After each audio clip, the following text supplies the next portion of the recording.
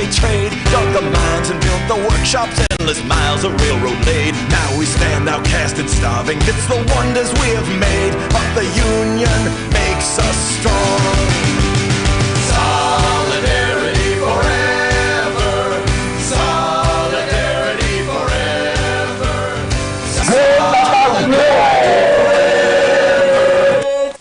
Yeah, great total, great, and for the labor, for the union makes us strong. We welcome you to yet another interesting edition of Labor Matter on OSBC Radio 104.5 FM Oshogbo, Voice of the West, Nigeria. This is how we roll it every Thursday at 3:35 p.m. to 4 o'clock, and we discuss everything that has to do with labor, be it professional body or anything that has to do with anything you put your hands together to do so that you put food on your table. That's why we're here today, to discuss something that is genuine in our society, and a professional body is in the house today to talk about what they have for us. We are going environmental this afternoon, so sit back and enjoy what we have for you today. Permit me to tell you that we are two in the house as usual. I have my colleague in the house who will speak with us in Yoruba language to tell us how we are doing today. My name is Titi Lope Ajiboye, and Ṣèyí Fágbéniró. Mo kí ẹ káàbọ̀ àtúkù ọjọ́ méjì mẹ́ta ìjọ́jọ́ ká ti pàdé lórí ètò ìkẹyìn àti dé lónìí ẹ jókòó ẹ fìdílé nǹkan ẹ gbádùn wa. Thank you very much, Ṣèyí. Our guest in the house this afternoon is no other person than the President, Environmental Health Officers Association of Nigeria, EOHAN, Osun State Chapter. We have in the house Sanitarian Comrade Ola Sunday Olufemi. Good afternoon, sir. Afternoon, moderator. I want to appreciate everyone at home. I hope we are all doing great in this way. Thank you so much. You know what I like most about this our guest today, Ṣèyí? Mi ti mọ̀. Is it that he smiles or he laughs when he sees you? That's my nature anyway. That's your nature. Yeah. I kind of like that nature. You're welcome to the show. Yeah, good afternoon. Thank you for joining us. Yeah, yes. As a sanitarian officer, so people out there would even want to know, who is a sanitarian officer? Yes, as environmental officer who, might have gone to one of the colleges, ETEC, who has passed out as either environmental health officer, or environmental health technologist, or technician, or as the assistant, as the case may be, depending on the years that one spends in such school, and who has attained certificate, as environmental officer to practice, in order to go out to abate, detect and abate nuisance and work at various levels. We have some of us that work in the federal, we have some of us that work in the state, in the local government, and other establishments. Okay, so when one might have completed the steps in the educational line, exactly. So you become a sanitarian. Yeah. After that, one can still progress. Okay, after finishing at School of ETEC, one can still go for degree. Many of us, we are PhD holder. Immediate past president of association is PhD holder. The immediate one, the one before the immediate, Olufemi Ogun is also a PhD holder. Wow. We have masters holders. I have 2 masters, and so on and so forth. So we can further our education and rise to high post. Thank you so very much. Do you have a body? Yeah, we have a body that is called Environmental Health Association of Nigeria.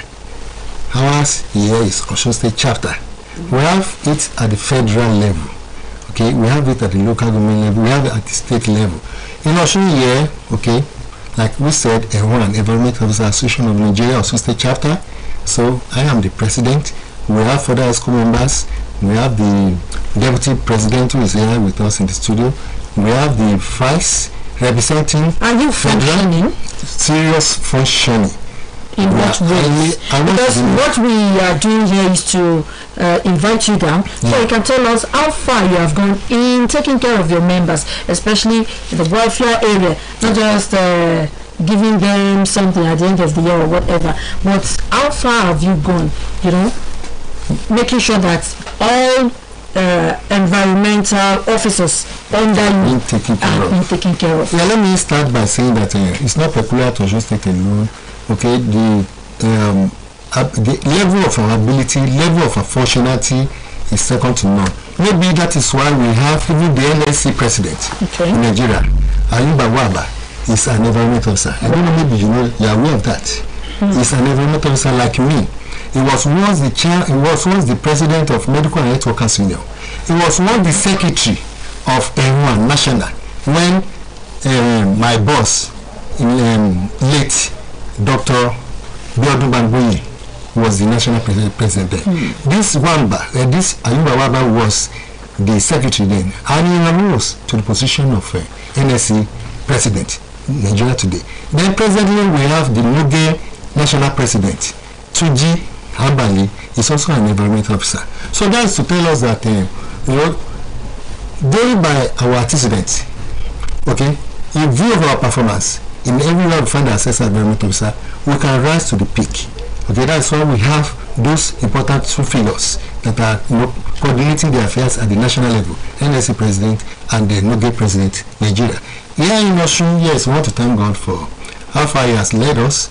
He's the one that has been leading us. What we enjoy most in our session is the leadership quality.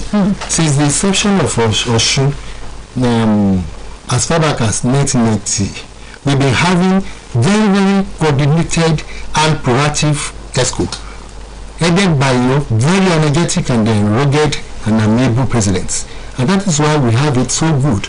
You agree with me, and I'm sure those that work in the local government, even at the state level, they will know that we are forced to be reckoned with because of the cohesion that we have among ourselves. Thank you so much. We take care of our members at all time in very many areas that I cannot even exhaust. Joyi? Yes. Màá wá sọ ní Yorùbá. Okay. Ẹ̀yin tí ẹ̀ ń gbọ́ wa lé alága àwọn wọléwọlé bẹ́ẹ̀ ni ló bẹ lórí ètò pẹ̀lú wa lónìí. bẹ́ẹ̀ ni. Láyé ìgbà kan tí wọléwọlé bá wá sínú bí ètò ti jẹ́ iléeṣẹ́ ìjọba tó yà á mọ̀ bẹ̀rù ni. Ó dàbí pé ìbẹ̀rù wọléwọlé ò sí lọ́kàn àlùbọ̀dì tàtijọ́. bẹ́ẹ̀ ni àti ẹ̀fẹ́ káwọn èèyàn bẹ̀rù wa nítorí pé ní téèyàn bá ń bẹ̀rù ẹ bá wo àwọn ọmọ tá a ní gan tàbí ní ọ̀rọ̀ ilé ìwé gan tí èèyàn bá bẹ̀rù tíṣà èèyàn ní mọ iṣẹ́ tó ń kọ́ ni ìmọ̀ bóyá ó ṣe yín rí sà nígbà tẹ̀ wá nílé ìwé tíṣà tẹ bá bẹ̀rù ẹ̀kọ́ rẹ̀ ní yé yín. So ìdí nìyí tó jẹ́ pé tá a bá ń bẹ̀rù wúlewúle etí tó fẹ́ bá wa sọ gan àní dúró gbọ́ níjọ́ ń fẹ́ sọ ẹ̀ sà. ẹ̀yà mi lọ́rọ̀ ṣùgbọ́n dàbí pé ìbẹ̀rù wọléwọlé tó wà láyé ayé ìgbà kan ó jẹ́ kí ètò pípa òfin ìlera mọ́ ó jẹ́ kó múnádóko.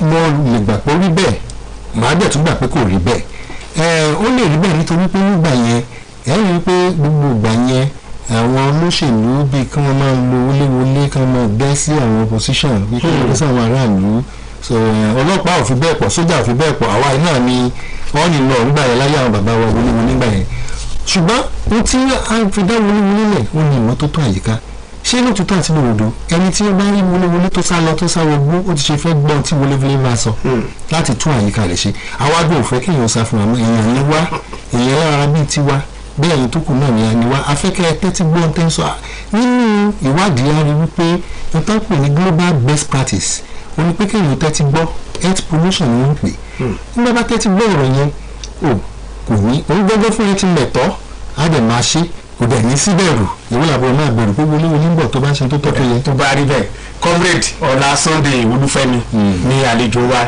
kẹ́bà sí gbélé nǹkan síwájú tí wọléwọlé bá wà láàrin ìlú tá a gbúdọ̀ bẹ̀rù wọléwọlé kí wàá lójúṣe wọléwọlé sí ara lù. ṣe rí ìbẹ̀rù tí mo ń sọ òun ni pé ká bẹ̀rù ká sá gbogbo lọ tí èèyàn bá wọ́n ní bíbélì kìrìsìtẹ́nì ní mo rẹ̀ pé Kùránì náà sọ náà pé níbi tí òfin ò bá sí ẹ̀ṣẹ̀ ò sí bẹ́ẹ̀ ẹni tó bá lè jẹ́ pé ń pa òfin mọ́ ẹ̀yìn wípé yóò láyà bí kìnìún ni wọ́n ní ilé òdo láyà bí kìnìún so ìbẹ̀rù ẹni tí ó bá dẹ́ṣẹ̀ inú ẹ̀kọ́ bẹ̀rù wà tó o bá dẹ́ṣẹ̀ tó o gbé nínú ìdọ̀tí ó lábọ̀rọ̀ máa bẹ̀rù wọléwọlé so ìdí nìyẹn tó jẹ́ pé àwa ń sọ fáwọn aráàlú sí wípé ẹni tó bá mọ ẹ̀tọ́ tó dẹ̀ ṣe ẹ̀tọ́ kó rí wa kó kí wa káàbọ̀ ni àwa jẹ́ òtẹ̀ tún máa kí tátùmọ̀ yẹn yìí láyé àgọ́ ní àgọ́ ẹnu ṣùgbọ́n ẹni tí ò bá ṣe tó tọ́ tó yẹ tí ò dẹ̀ tẹ̀ wá tún fi ìbẹ̀rù hàn àwa gbọ́ ṣe tí ó fi mú ìbẹ̀rù wọ́n á pa gbé lọ sí kóòtù ni o bí a ti lè rẹ̀ ni o bí a ń fainẹ̀ ni o àwa gbọ́ mu tí ó mú ìbẹ̀rù wa nítorí pé àfojúdi ò dáa gẹ́gẹ́ bí ọmọ Yorùbá a dẹ̀ máa ń ní ìbẹ̀rù ṣùgbọ́n a gbọ́dọ̀ ṣe tó tọ́ tó yẹ. Comrade Ọlá Olúfẹ́mi tó bá rí báyìí ibo ni ọwọ́jà ṣẹ̀yìn dé ní àárín ìlú bóyá ní ìletò sí ìlú sí ìjọba àbílẹ̀.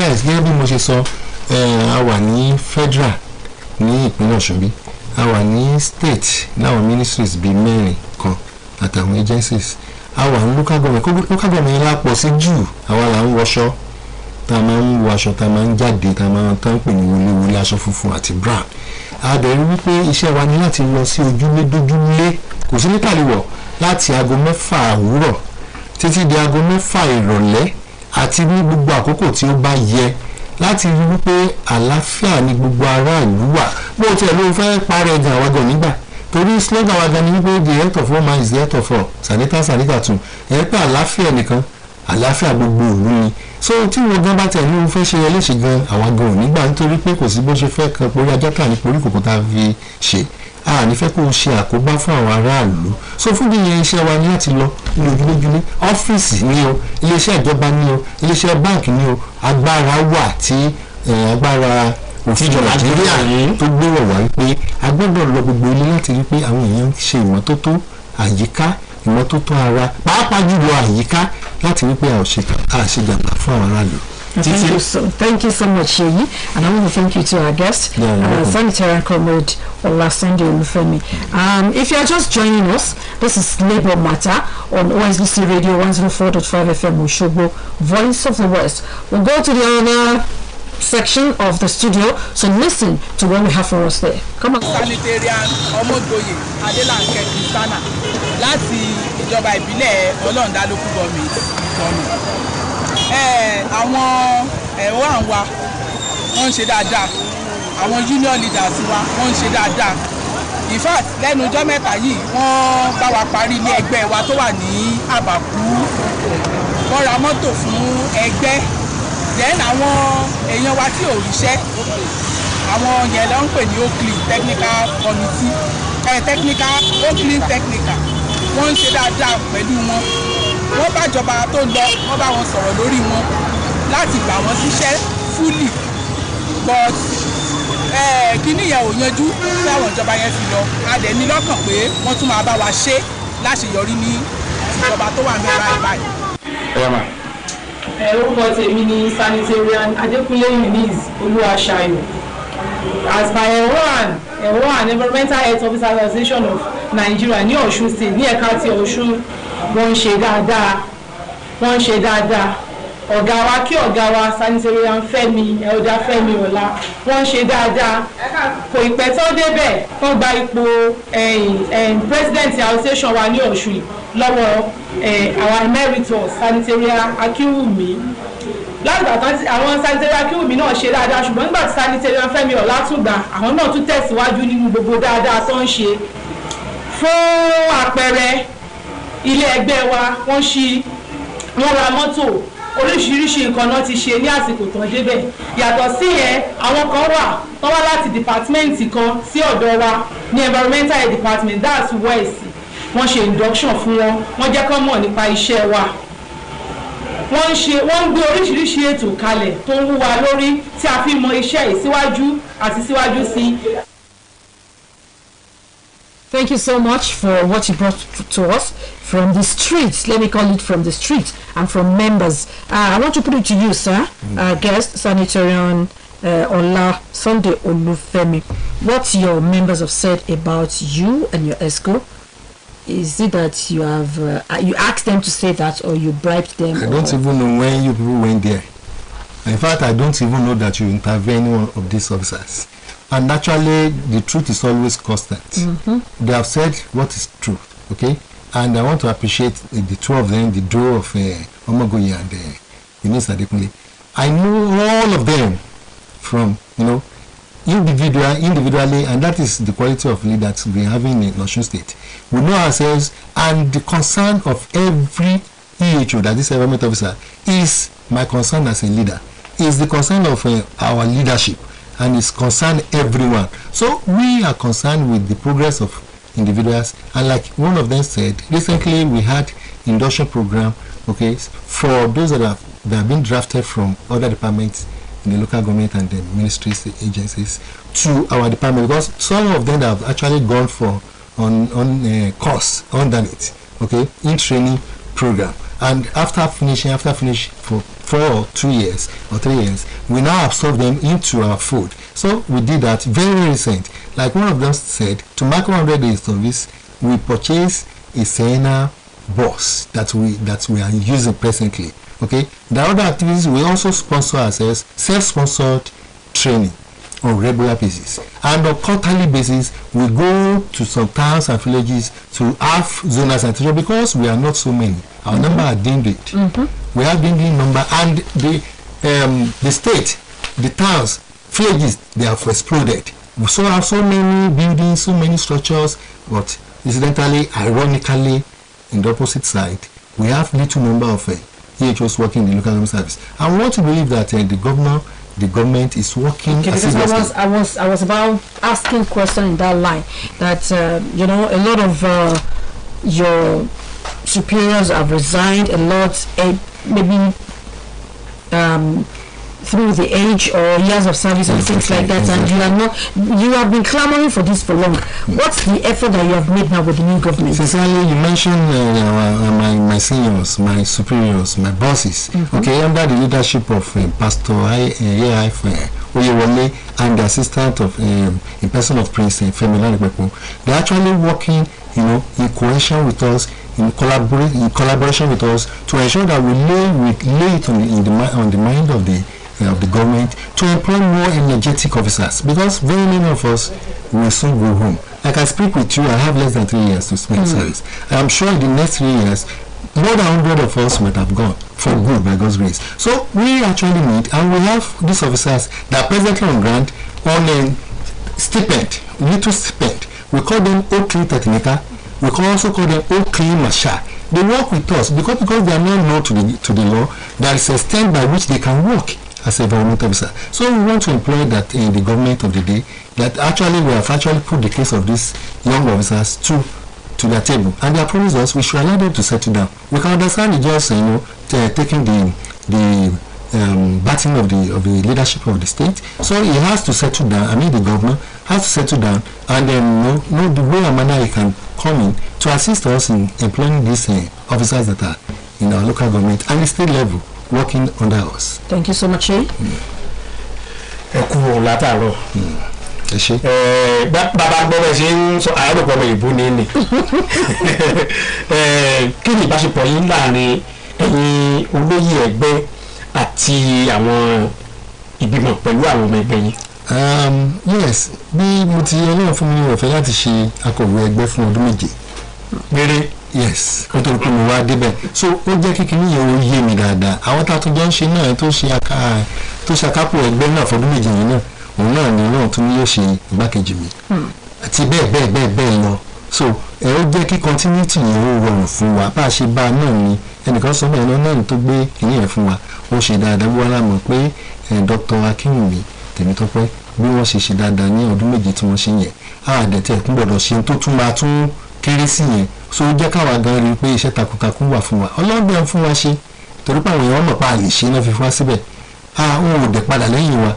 A rí ìrànlọ́wọ́ gbà látọ̀dọ̀ Ọlọ́run. A dẹ̀ rí ìfọwọ́sowọ́pọ̀ gbà láwọn ọmọ ẹgbẹ́ láti rí pé àwọn ọmọ ẹgbẹ́ kọ̀ọ̀kan tó jẹ́ ẹ̀tọ́, recognition ni o, advancement ni o, preferment ni o, adjustment ni o, gbogbo àwọn ọmọ ẹgbẹ́ pátá ló gbà tó yẹ kó gbà. Lákòókò bóyá pé ìjọba ń gbà míì ṣe mọ̀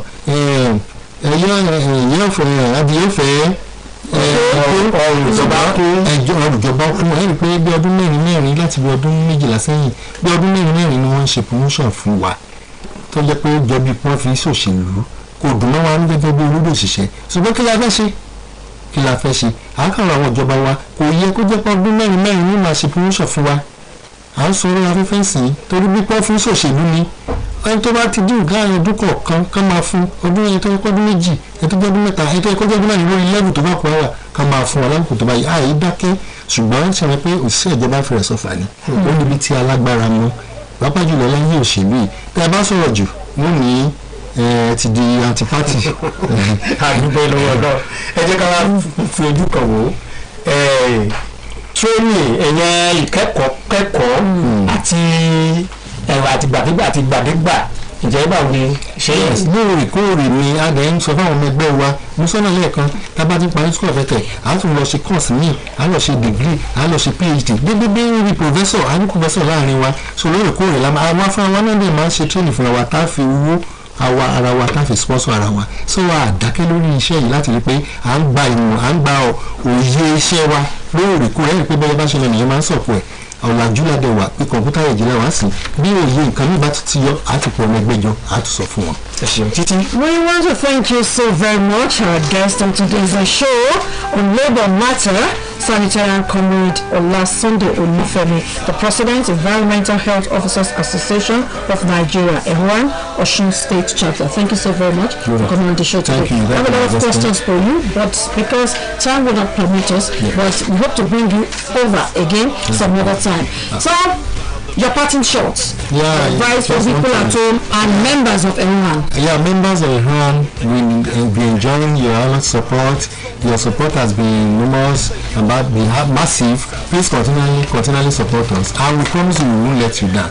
And for public out there, please let us clean our environment. Let's ensure we live a healthy life, because as long we have a healthy, when we live a healthy life, that is when we can achieve what we desire. May all our desire be achieved. That's my prayer. ẹ sọ ní Yorùbá. Yes, mo kí gbogbo àwọn ọmọ ẹgbẹ́ wa fún ìfọwọ́sowọ́pọ̀ wọn a tún gbà wọ́n nímọ̀ràn pé wọ́n ti túbọ̀ máa ìrànlọ́wọ́ láti fi ìfọwọ́sowọ́pọ̀ pẹ̀lú wa kí á lè gbé ẹgbẹ́ wọn ní orílẹ̀-èdè ọ̀ṣun kí á lè gbé ìjọba àti ìwé ààrẹ afẹ́ ìfọwọ́sowọ́pọ̀ náà ní ìjù. Thank you.